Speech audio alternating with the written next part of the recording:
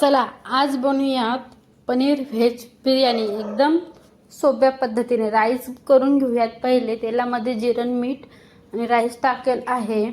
2 तेजपत्ता टाकायचे, चवीसाठी टेस्ट खूप चांगली येते। कांदा, टोमॅटो, हिरवी मिरची, लसूण आणि आलं चिरून घेतले। पनीर भाजून घ्यायचं व्यवस्थित। पनीर भाजल्यानंतर कांदा सुद्धा भाजून घ्यायचा। 2 मीडियम साईजचे कांदे घेतलेले आहेत। कांदा व्यवस्थित भाजल्यानंतर काढून घ्यायचे आपल्याला। त्याच कढईमध्ये 2 उबळ्या तेल घालायचे, खडे मसाले घालायचे, अद्रक आणि लसूण घालायचा आहे, 3 उभ्या चिरलेल्या मिरच्या घालायच्यात, तिखट, अंबारी मसाला, काळा मसाला, हळद आणि बिर्याणी मसाला घालायचा आहे आपल्याला।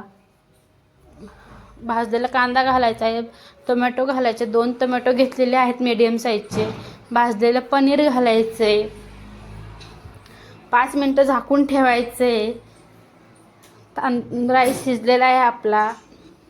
राईस त्याच्यामध्ये टाकून घ्यायचा। वरून राईस टाकला की त्याच्यावरून बारीक चिरलेली कोथिंबीर टाकायची आहे।